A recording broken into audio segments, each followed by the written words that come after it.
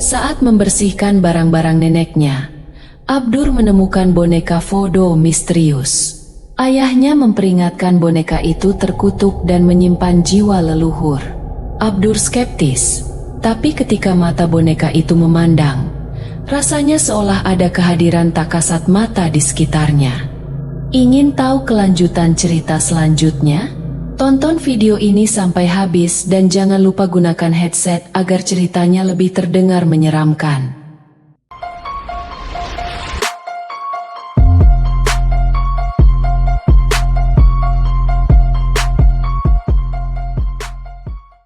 Boneka penyegel jiwa. Sudah 10 tahun sejak terakhir kali Abdur bin Arsyad berlibur ke rumah neneknya. Sebenarnya, berlibur bukanlah kata yang tepat. Mereka, Abdur dan ayahnya, kembali ke rumah kosong di pedesaan untuk mengurus barang-barang peninggalan nenek sebelum rumah itu digusur untuk pembangunan jalan tol.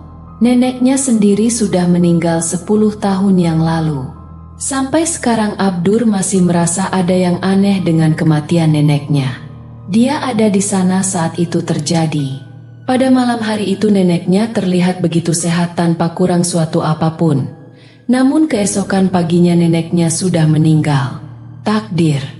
Cuma itu jawaban yang ayahnya berikan padanya. Memang benar, tak ada yang bisa tahu kapan kematian akan menjemput. Namun setelah itu, kehidupan mereka berubah drastis. Ayahnya mendadak mendapat pekerjaan di ibu kota. Mereka pindah dan menetap di sana. Karir ayahnya melesat. Mereka memiliki rumah bertingkat dan seorang pembantu. Tak ada masalah dengan keuangan, tapi hubungan kekeluargaan mereka menjadi amat renggang. Puncaknya terjadi 5 tahun lalu.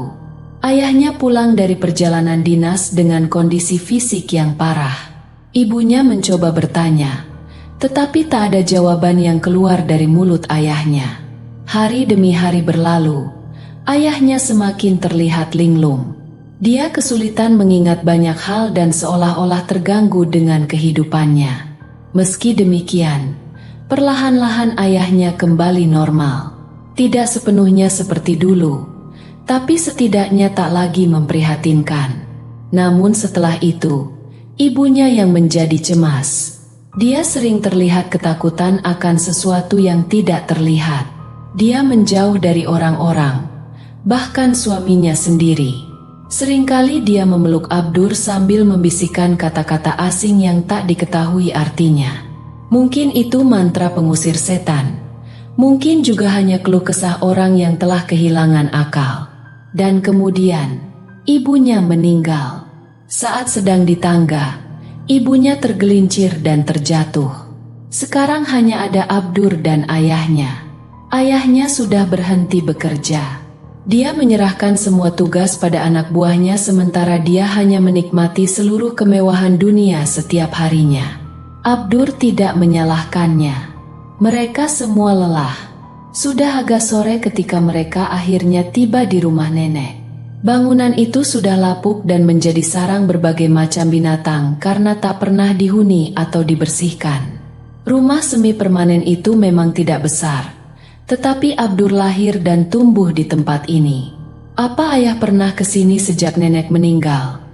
Tanya Abdur ketika mereka turun dari mobil. Pernah. 5 tahun lalu. Cuma melihat-lihat. Jawab ayahnya singkat sebelum buru-buru masuk ke dalam. Abdur mengikuti dengan hati-hati. Salah langkah bisa-bisa lantai kayu di bawahnya anjlok. Mereka hanya akan mengambil barang-barang yang mungkin masih berharga dan segera kembali ke kota. Abdur tidak yakin masih ada barang berharga di tempat ini.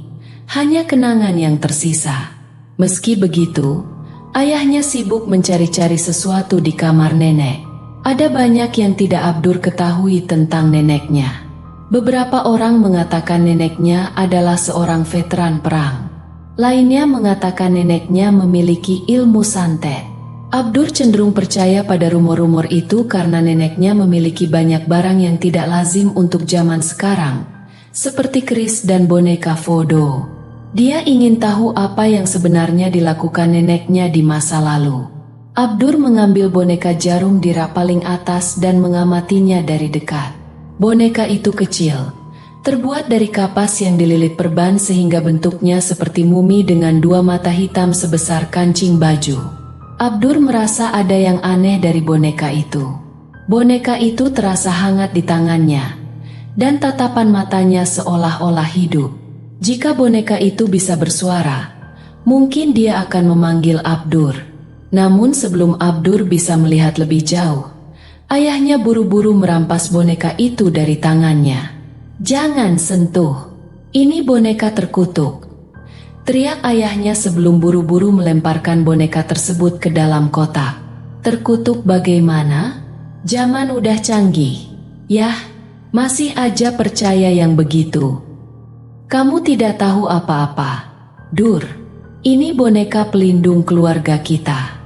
Boneka ini hidup. Jiwa leluhur ada di dalamnya. Kalau boneka ini sampai rusak, habis kita semua." Abdur hanya garuk-garuk kepala mendengar itu. Seingatnya dulu ayahnya mengajarkannya untuk tidak percaya hal-hal gaib karena sering digunakan untuk menipu orang. Tapi mengapa sekarang ayahnya percaya pada hal-hal seperti arwah pelindung? Abdur tidak memperpanjang masalah itu lebih jauh. Dia melihat saja saat ayahnya mengambil semua barang antik nenek, memasukkannya ke dalam kotak, dan membawanya pulang. Itu adalah terakhir kali Abdur mengunjungi rumah neneknya, karena beberapa bulan kemudian pihak pemerintah akan meratakan semuanya dengan tanah. Berbulan-bulan kemudian, Abdur sudah melupakan boneka yang pernah dia lihat. Dia baru mengingatnya kembali saat tak sengaja menemukan boneka itu saat mencari kartu keluarga di lemari ayahnya. Boneka itu tidak seperti boneka biasa. Ada ketidaknyamanan kuat yang dirasakan Abdur dari mata boneka itu. Mata itu bulat, hitam, dan seolah-olah tidak berdasar. Semakin lama Abdur menatap mata itu, semakin jauh dia merasa masuk ke dalamnya. Terus. "Abdur!" teriakan ayahnya membuat Abdur menoleh. Wajah ayahnya penuh kemarahan. Tapi ekspresi itu tidak membuat Abdur takut.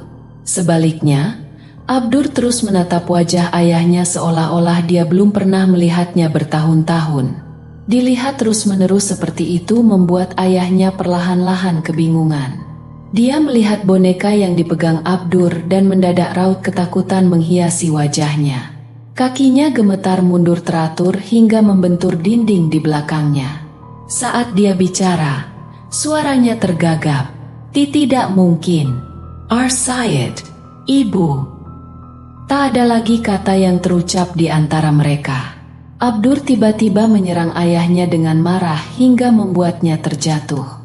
Lalu, dengan kemurkaan yang tak bisa dideskripsikan, kedua tangannya melingkari leher ayahnya dan mencekiknya sekuat tenaga.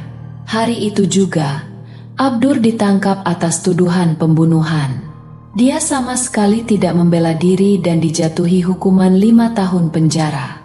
5 tahun kemudian, setelah selesai menjalani masa tahanannya, Abdur kembali ke rumah tempat semua malapetaka itu terjadi.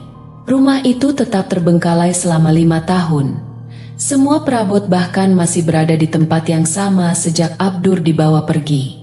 Tanpa banyak berlama-lama, dia langsung menuju ke lantai 2. Di puncak tangga dia menemukan boneka yang menyebabkan semuanya terjadi.